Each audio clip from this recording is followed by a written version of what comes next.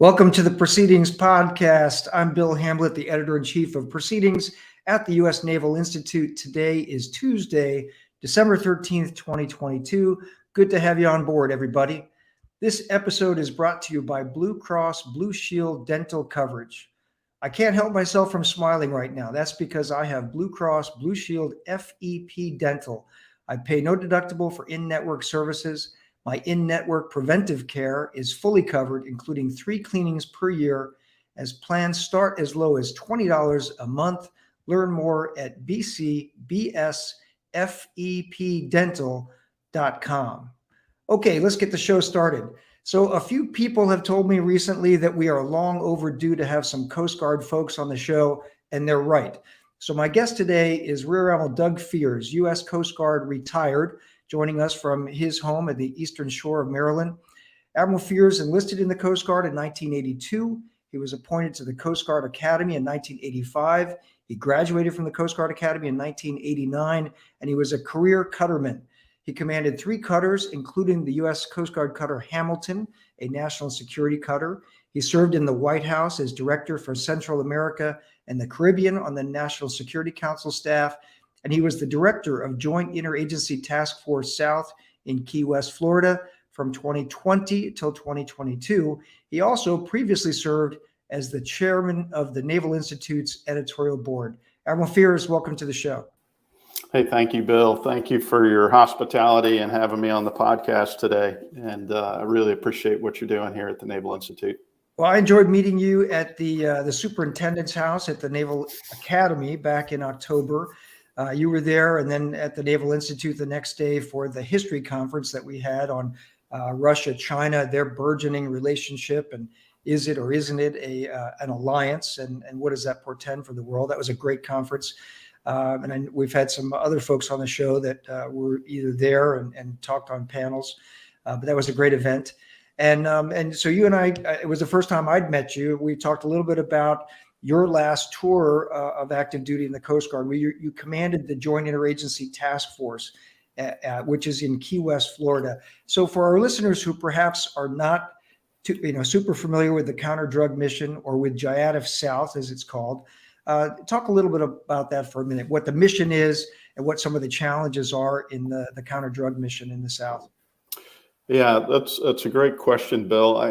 I think the easiest way to describe it is it's a command that counters the flow of narcotics from Latin America, principally into the United States, but also into Europe and into the Indo-PACOM area of responsibility. And we do that by partnering with a bunch of different like-minded partner nations. And so JIATF South is charged with detection and monitoring of these illicit flows, and these are done under Title 10 authority. So it's a Defense Department organization and task force.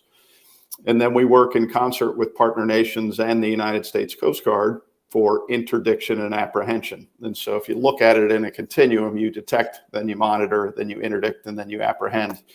And so interdiction and apprehension is inherently a law enforcement mission.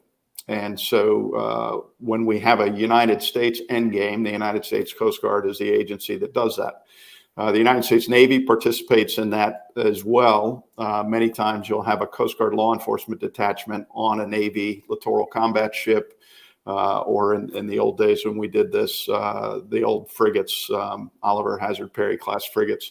So the Navy's been a longstanding partner in this mission space, but our partners range across the spectrum. We have some Five Eyes partners.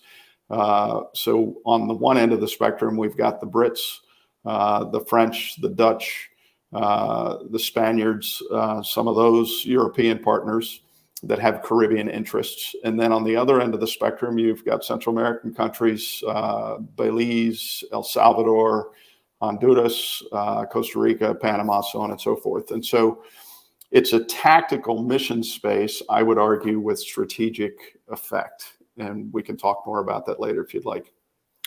Talk for a second, if you will, because it's, the title is Joint Interagency. So talk about your interagency partners as well. DEA, is there FBI, Customs and Border Protection? What are the different interagency partners that are represented there at JIATF South and also across the mission space? Yeah, so I think the name would be more precise if we called it the Joint Interagency International Task Force. But to your point about interagency partners, absolutely, we have members of the intelligence community, um, myriad members of the intelligence community. We've got the FBI, the DEA, Immigration and Customs Enforcement, Customs and Border Protection, State Department. There are many partners around the U.S. interagency. And so that's one of the powerful things about the way that it's organized is you might only have 3 or 4 or 5 people from a particular agency, but they're senior enough that they can reach back into the agency and leverage bigger things that can be of assistance to us in executing the mission.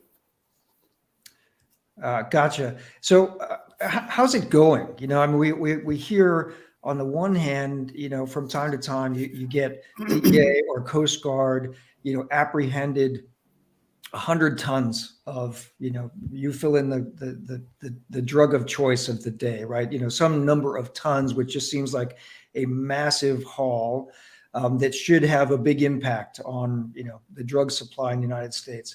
And then on the other hand, you hear things like, the number of Americans dying of fentanyl overdoses and the drug addiction problem and the cost of the street cost of the value of drugs is, oftentimes not changed by those large interdictions. So, from your perspective, what's going well in the CD mission, the counter-drug mission, and what needs to change, and perhaps, that's more assets, or perhaps it's different laws, or perhaps it's, I don't know. I'm sure you have a lot of ideas having worked in it. Yeah, that's a really good question. I think, well, first of all, the history of the Joint Interagency Task Force South goes back to the late 1980s. And if you recall, during President Reagan's tenure as the president, and Vice President George H.W. Bush at the time was in charge of focusing on the problem of drugs. If you remember back to the 1980s, and we remember movies like Scarface that had some basis in fact about the conditions in South Florida and the drug kingpins that were operating. And so it was a national problem that required the attention of the federal government. And so we organized back then as what was then called Joint Task Force 4. And over time, we've evolved into the Joint Interagency Task Force South. And I won't get into all the details of that other than to say that we've grown and we've got more partners than we've ever had. And so I think the Reagan administration did this mission space a disservice by referring to it as the war on drugs.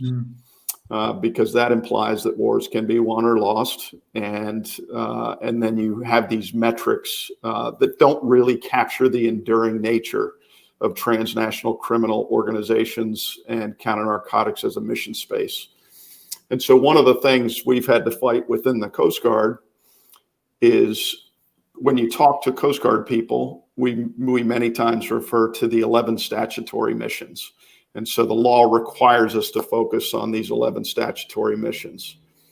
And because of things like the Government Performance and Results Act, which I think was circa 1993-ish, we agreed with Congress and the Office of Management and Budget which things we were going to measure in those things we were statutorily required to do.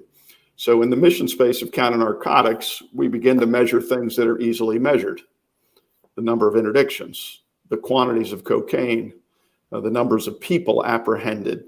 And so we have to be able to measure those in real time in order to be able to report them in real time. And so as part of the budget process, those Government Performance and Results Act metrics have to be rolled up with the budget submission to justify the budget request. Interesting. And so we get mindset. I've many times said that I think we torture ourselves over some of these metrics when that's really not the big picture. And so where do interdictions and apprehensions fit into what the desired national outcome is in this mission space? Well, we want to interdict drugs because that's a felony offense.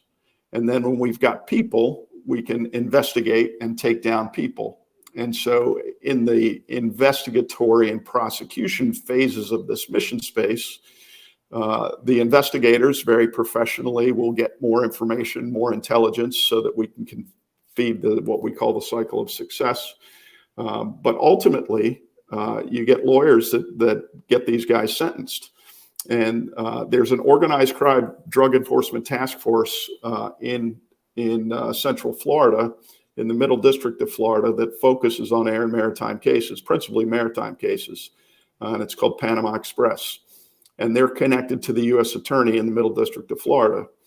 And Panama Express probably convicts around 300 drug traffickers every year. And the average sentence for one of those drug traffickers is 20 to 25 years. Wow. And so it's been a highly successful partnership. And so let me back out one step further when we're talking about the mission here. As long as we are a country who's focused on the rule of law, and as long as our desired national outcome in this space is to bring people to justice, this is the way the mission must be executed. Are there improvements on the margins that one can make? Sure. And we try to do that every day, and all the partners do. But I'll give you an example of one investigation that caught national attention a number of years ago. But when El Chapo, the Mexican drug lord, was taken down, that was an investigation that was ongoing for around 10 or 12 years. And so that's not satisfying as a metric. However, hundreds of J out of South drug cases, hundreds, fed into the investigation that enabled the investigators to take down El Chapo. And so, again, that's a desired national outcome when you take these bad guys down. And that's not to say more bad guys don't pop up behind them, but this is the idea behind law enforcement. If there is no consequence to breaking the law, then you're going to have more lawbreakers. And so when we try to reinforce what our partners are doing in their countries, their legal systems, their ability to enforce the law, their ability to prosecute people and convict them and sentence them, these are the things that we're trying to exemplify. And a lot of what the State Department colleagues focus on in these countries is trying to help our partner nations mature these institutions so that they can have freedom and democracy as we know it. Rule of law. No, sir, that's a great response. And while you were speaking, I was thinking, to your point about the Reagan administration might have done a disservice to the problem set, the mission set, by calling it a war on drugs. We don't call it a war on crime. We call it law enforcement, right? Mm-hmm. And it's an ongoing thing. You're never going to get rid of all crime. You're never going to, but you have to go at it methodically, systematically every day. It's like cut flowers, as my boss likes to say. It's something, or mowing the lawn, right? You got to keep doing it. That's a great. Yeah. Well, and I think it's that enduring feature that people need to get their heads around, because when we count drugs or we count the numbers of people that we've arrested and all those sorts of things, that's a measurement, but that's not the most meaningful measurement. And so it's important on the one hand to understand, as a program manager, for example, that you have to count drugs. And so you brought up fentanyl earlier, and that's really kind of a scourge in our country. The J out of South organization organized around cocaine flow, because cocaine is grown and manufactured in only a certain part of the Andean region in South America. And so we know where it's grown and we know where it comes from generally. Fentanyl is a different problem set, and not principally J out of South's focus, because a lot of precursor chemicals come into places like Mexico from China, right? And then they're manufactured in Mexico, and then they come across the border. In some cases, precursor chemicals come across the border.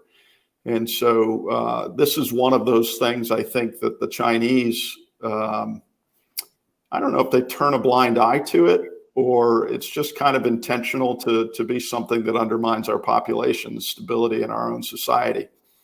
So those things come in containerized or bulk cargo, but most of the cocaine that we see comes in non-commercial conveyances, like what we call go-fast boats or Sure. self-propelled semi-submersibles. And so we have a highly motivated adversary running dark and asymmetric targets against us, trying to avoid detection and monitoring every single day.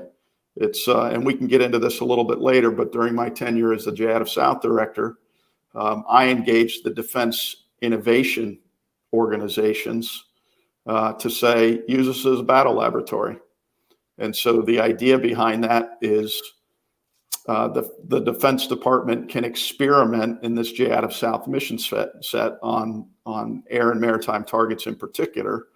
And you can make mistakes because it's not generally a kinetic environment. The adversary doesn't generally shoot back at us because they know that we'll neutralize the threat if they shoot at us.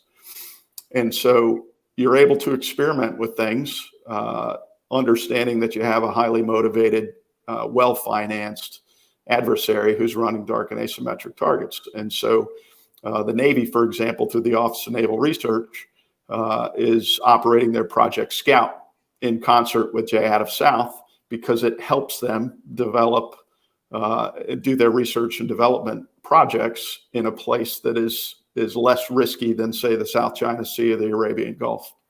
That's a good point. And a preview of coming attraction. We're working on the January issue of Proceedings right now. We've got an article by 2 Coast Guard officers who say that the CD mission is one that the Navy should not give up, right? That it should keep investing its time, its people, the ships in, because of the opportunity to learn in a real world environment, right? You've got an adversary who is adapting. You're running operations all the time. You're at sea.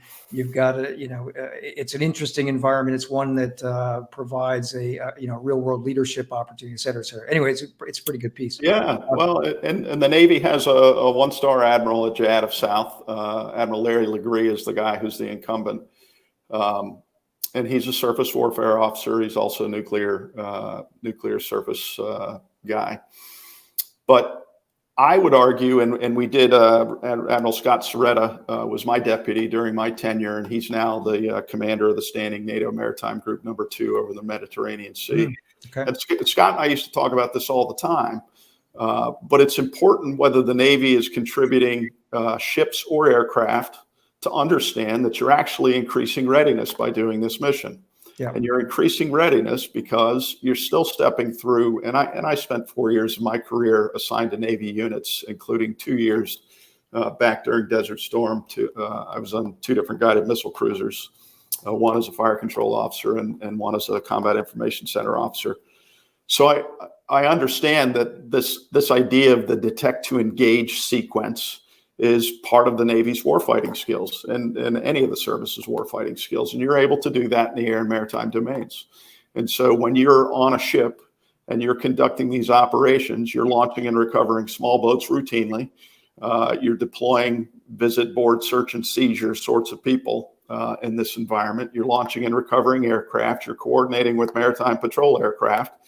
And again, you've got a highly motivated, well-financed, dark and asymmetric adversary that's trying to operate around you, and your job is to go find them and interdict them. And so those skills apply regardless of what mission space you're in. If the problem is wet, the solution includes detect to engage, right? Yeah. Our online audience. So Harry Lime makes the point, if I was going to date myself, I would say I watched Miami Vice, and I'm in that cohort as well. And Cooper M asks a question: how much does government corruption at worst or government indifference at best in Mexico impact Coast Guard missions? Yeah, I think, and not just to pick on our Mexican partners, but I think corruption is a feature of all of our partners. And so, I'm reminded recently, even with mature partners, the British are struggling right now in the British Virgin Islands with corruption and some of the leadership down there. And so, yes, it affects the corruption in some of these governments affect our operations. That said, I will tell you that the Mexicans are our stalwart partners, as our Central American partners, as our European partners. And so they come to work dressed out and ready to play every day to make a contribution. And so if you want to use an exercise metaphor, if you can do more sets and reps with greater weights, i.e., use your law enforcement capability, use your detection and monitoring capability, your armed forces, use your investigatory skills, use your prosecution skills for maintenance of the rule of law, I think that you're always going to have some improvement in what it is that we do. But it's a good question, Cooper. Yeah. So moving on to another topic I wanted to talk about, and it's also one of those enduring missions, and that gets to leadership, which is important at all levels of our careers. Whether you're leading at the strategic level, as you were at Jayat South, or you're leading at the tactical level as a VBSS officer on a cutter or a Navy ship. But I want to ask this question because it's one that I often sort of ask myself, right? So you had command of 3 cutters. You also commanded, Jayat South. You worked at the White House. What would Rear Admiral Fears tell Lieutenant J.G. Fears or Ensign Fears about leadership if he had the chance? Yeah, that's a great question. And I would, so one of the influencers in my life is an author by the name of C.S. Lewis. And many of us are familiar with C.S. Lewis and some of his works, but he delivered a speech to the King's College back in the late 1940s, I think 48 or 49. And this crop of King's College students were about to graduate and enter the working world. And so as a moralist, as a Christian, he was able to communicate with them what he thought was most important. And so this speech is called The Inner Ring. And you can Google it, C.S. Lewis, The Inner Ring. I'll check it out. Take you about 45 minutes to read it. I would tell you that I've probably read that speech 70 or 80 times over the years. And I've given it to every wardroom, everybody that's sailed with me, probably since I was a lieutenant commander, got a copy of that speech. So in that speech, and it's very thick academic English prose. In that speech, he cautions people to pursue the inner ring as a motivator, right? I want to get in the inner ring. So what he tells you in the course of this speech is that this inner ring concept is perpetual. And so you can enter the inner ring, and the inner ring is designed to keep people out. So you seek to become one of the people in the inner ring. Well, once you get inside the inner ring, you discover there's another inner ring inside the inner ring. And this perpetual feature never really gets you anywhere except inside an inner ring. Instead, he suggests that one focus on becoming a sound craftsman. And I love this idea because the way Lewis describes it in his speech, when you become a sound craftsman, you find yourself in an inner ring that you didn't seek to belong to. Mm. And you find yourself in an inner ring of other sound craftsmen, because sound craftsmen can identify each other, right? And so you find yourself in this space where people are really good at what they do. And so what Admiral Fears would tell Lieutenant Junior Grade Fears is focus on becoming a sound craftsman and those elements that make you really good at what you do, because then you become an indispensable teammate. You become more capable of leading. And with that, I think it's important to remain perpetually curious and teachable. And so if you have a teachable spirit, I think you're able to continue to improve on your craftsmanship.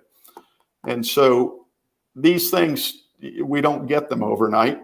They're derived from years of hard work and rolling up your sleeves and doing hard things.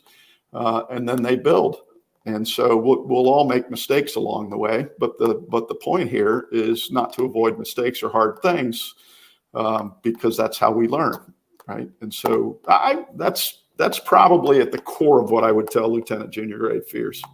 I like it. I'll have to look up that C.S. Lewis speech. It's not one of his pieces that I've read before. It's a good one.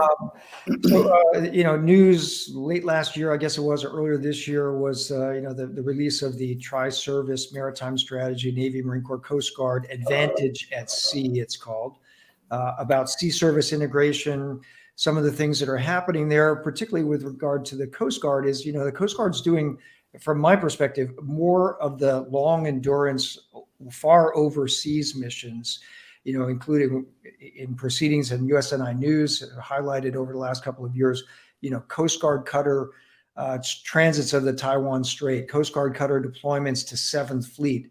Of course, I think most of us know, and on our staff right now, we've got a Coast Guard officer, Lieutenant Commander Steve Hulse, who just came back from Patrol Forces Southwest Asia, where he commanded one of those offshore patrol cutters that is based in Bahrain, that's doing all this work for 5th Fleet. So I'm just curious your perspective of that, that strategy, the advantage at sea, and what's going well in terms of Navy, Marine Corps, Coast Guard integration, and perhaps what a year now that it's been in force, what needs to be tweaked or what could be tweaked. Yeah, so I think it's important as a taxpayer, as a citizen of the United States, to understand that your armed forces are working together. And so the maritime component of that, of course, is the Navy, Marine Corps, and Coast Guard. And our ability to be integrated with naval operations is critical. And I would tell you, I think, step back and just kind of go off on a tangent here. I think we could justify a Coast Guard that's 3 or 4 times bigger than the current Coast Guard is. We've been roughly around 40,000 active duty members since World War II. And if you look back over history, when we went to war in World War II, the Coast Guard grew from about 40,000 to about 170 or 180,000. Wow. By the end of the war, and then very quickly tapered back off to 40,000. But I've got a lot of Navy friends, and I've never met somebody that's been in command at the senior commander, captain, flag officer level that doesn't want more Coast Guard in their mission space. And just think about it from a carrier strike group perspective. If you can take a national security cutter, so I'm a little rusty on my stats because it's been about 7 or 8 years since I left 06 Command. But if you had a national security cutter that was able to deploy with a carrier strike group commander can say, hey, Coast Guard cutter, go peel off and do this, bilateral, multilateral exercise to sharpen partners or to be able to go out on your own. Because your range and endurance on those ships is phenomenal. You could probably sail around the world or close to sail around the world on a tank of fuel with that ship. And so obviously the faster you go, the more you burn and the more you have to refuel. But it's those things are designed to operate independently, but they can also be a dependent part of a strike group. And so we've been over in Patrol Forces Southwest Asia since the early 2000s. I want to say 2003, 2004. And we've been an indispensable part of what 5th Fleet does, and not a big surface combatant like a cruiser or destroyer. But when you're doing visit board search and seizure and you're operating out there, I mean, that's really what the Coast Guard does and does well. I would also add, one of the things I struggled with when I was, so my first Navy ship was the USS Vincennes, Aegis platform, and one of the old ones that's been decommissioned since. And I was a fire control officer on that ship. And I would get my Navy friends would ask me often, what's the Coast Guard's main battery? Because that's typically when you're on a cruiser or destroyer or something like that, you think in terms of what your main battery is and what your ability to engage in warfare is. And it took me a while to come to this conclusion, but I concluded that the Coast Guard's main battery is a boarding team. It's not a weapon. And the boarding team is the main battery because the boarding team has the legal authority to do almost anything in the maritime domain around the world. And so as long as I can deliver a boarding team to the platform that I'm trying to engage for whatever purpose, I'm able to execute U.S. authorities. And then that becomes specialized. We have these things called the Maritime Security Response Teams.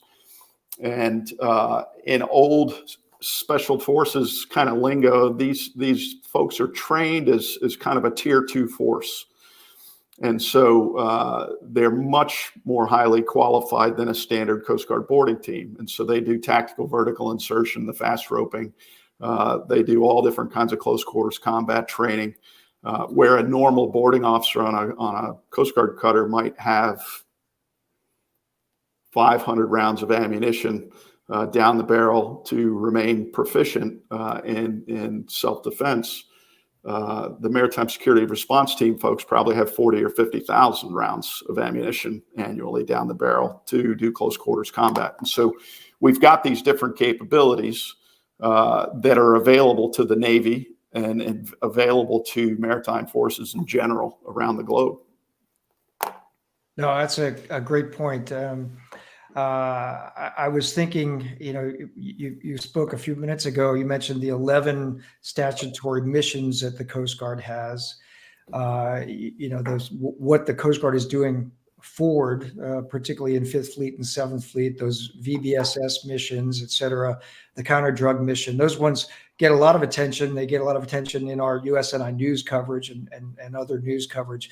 What are some of the things that perhaps our listeners, our Navy Marine Corps listeners or other listeners are not so aware of that the Coast Guard does? Some of those other missions that are really foundational to maritime security and to the commercial shipping industry that don't get a lot of headlines. Yeah, I'm going to step back and give you a quick vignette, Bill, if I may. Sure. So one of my shipmates that I sailed in Vincennes with, actually, one of them still on active duty, Vice Admiral John Mustin, who's the chief of the Naval Reserve. And so John's a dear friend. But one of the other shipmates, who shall remain nameless because I don't want to embarrass him, but we sailed together. And then fast forward a couple of years, I was a lieutenant commander and I was the executive officer on the Coast Guard cutter Thetis, a medium endurance cutter home ported in Key West, Florida. And he was in command of a minesweeper at the time, and he pulled into Key West, and so I invited him over to the wardroom for lunch. And he came to the ship, and I gave him a tour of the ship. And he looked at me at one point, almost in disbelief, and he goes, "This is like a real ship." And I thought, well, that's kind of insulting. Like, of course it's a real ship. And so I think Navy people come from their own backgrounds and their own understanding of what the Coast Guard is and don't have a deep appreciation many times for what the Coast Guard brings to the table. I think as we become more integrated with naval operations around the world over the years, people are much more familiar with what we do and how we do it now. But of those statutory missions, and I would argue that, we say we have 11 statutory missions. I would argue that we actually have 12 when you look at the Coast Guard's Title 50 authorities and becoming a full member of the intelligence community back around 2000. And so ever since then, we've got, intelligence capabilities and cryptologic capabilities and all those sorts of things that most people don't intuitively default to understanding. But when you think about maritime security, particularly in defense of the homeland, the Coast Guard mindset is one of a layered defense. And it gets to the point that you talk about commercial shipping, foreign parts. Post 9/11, we came out with a 96-hour notice of arrival requirement. So if you're bringing a cargo into the United States, you have to check into the system, so to speak. The Coast Guard also has traveling port inspectors. So we visit ports around the globe. And if a ship departs from a foreign port and comes to the United States, we've had people on the ground inspecting the security of those facilities so that we can understand the risk that we're trying to operate with. And you're never going to be risk-free. But the idea here is that you want to understand risk, understand how to manage it and mitigate it where you can, right? And so we look at those sorts of things as a layered defense. And the first layer is port security inspection team that travels overseas. And it's partnerships with partner nations and partner governments that we have like interests or other navies and Coast Guards around the world. And frankly, most of the navies around the world want to be more like a Coast Guard than they want to be like a United States Navy. And I think that's an important distinction for your listeners as well. The Coast Guard, while we're a pretty large Navy globally, I want to say we're 10th or 11th in terms of size of naval, air, and sea forces. Our objective is not to be the Navy. We've got the world's best Navy in the United States Navy, and we've got the world's best Coast Guard in the United States Coast Guard, and they're not the same thing, and they're not focused on the same thing all the time. Yep. Although, if I were to visually depict it, I would say there's a Venn diagram approach where things that the Coast Guard does for the Navy can be complementary, and things that the Navy can do to be complementary to the Coast Guard. But the Coast Guard's never going to be engaged in strike warfare. We're just not. And so that's the Navy's exclusive purview. And so there are some high-end capabilities that the Navy has that the Coast Guard will never aspire to, because it's just not in the Coast Guard's interest to do that. I don't think it's in the national interest.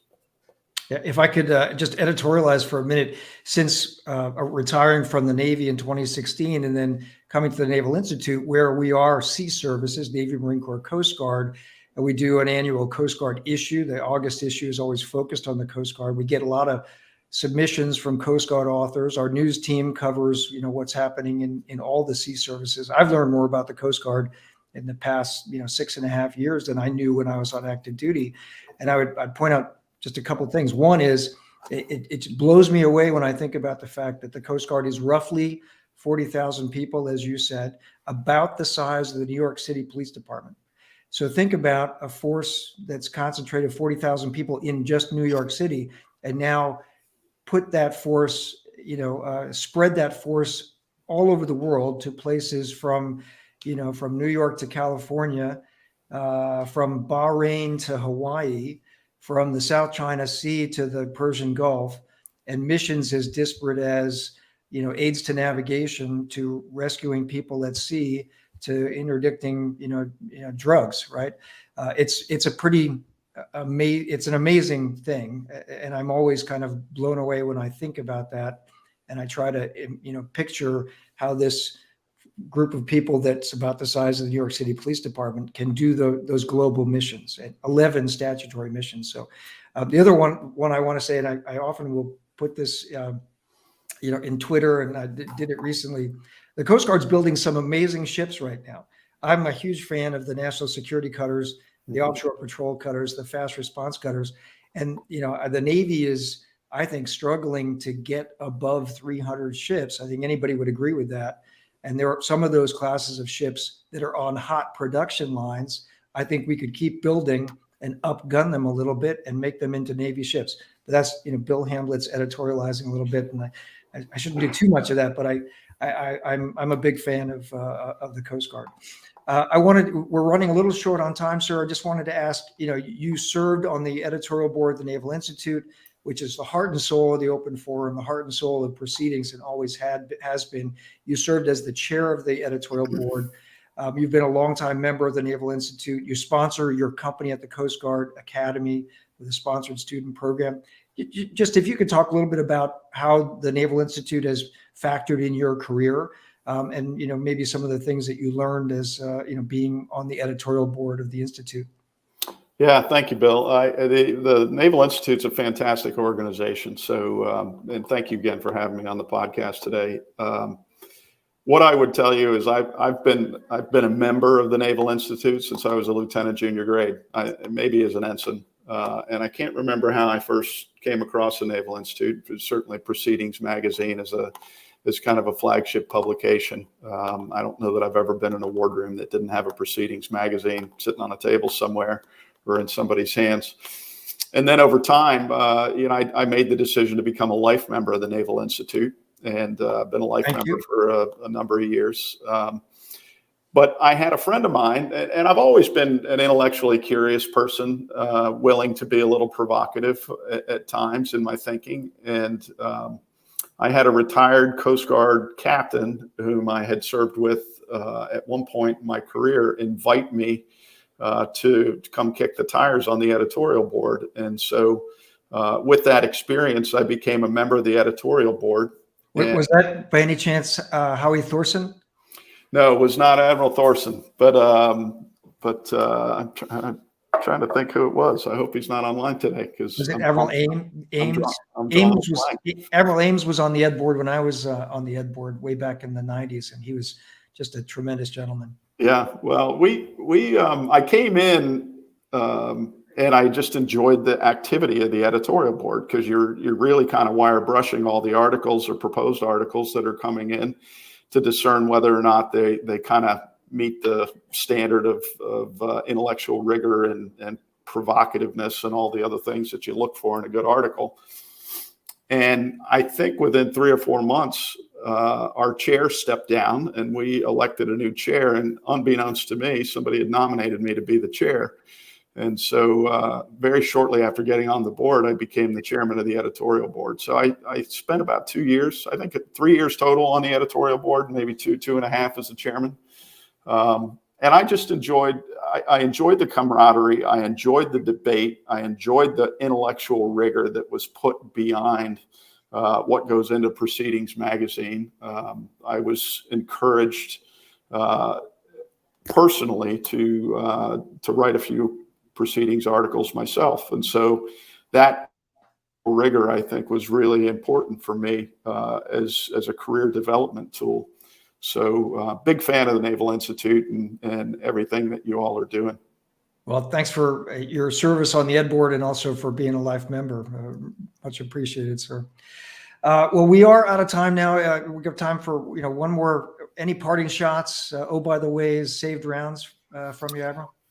Yeah, I would tell you, you touched on it a little bit earlier. I ended up, not by design, I ended up spending 4 years of my career on the National Security Council staff, and I served in a bunch of different positions, culminating in being the Homeland Security and Counterterrorism Advisor to the President. And my experience with the Coast Guard and the Navy and the Marine Corps in particular, from that national perch, is that we all fit into many of our maritime problems in ways that are meaningful to achieve our desired national outcome and things that are in our national interest. And so that is never a one and done sort of arrangement. I think we've got to continually sharpen the saw so that we can be what our nation needs us to be when they need us to be ready. And so it's not a static problem set. It's a dynamic problem set. And I'm just proud of all the Navy and Marine Corps and Coast Guard people I've served with over the years. So thanks for letting me highlight that today, Bill. Well said. Thank you, sir. So my guest today has been Rear Admiral Doug Fears, U.S. Coast Guard, retired. He now lives on the Eastern Shore of Maryland, and looks like life's treating you pretty well, sir. I look forward to seeing you again soon. Thank you, Bill. It's great to be with you today. All right, that wraps up another episode of the Proceedings podcast, brought to you by Blue Cross Blue Shield Dental Coverage. I can't help myself from smiling right now. That's because I have Blue Cross Blue Shield FEP Dental. I pay no deductible for in-network services. My in-network preventive care is fully covered, including 3 cleanings a year.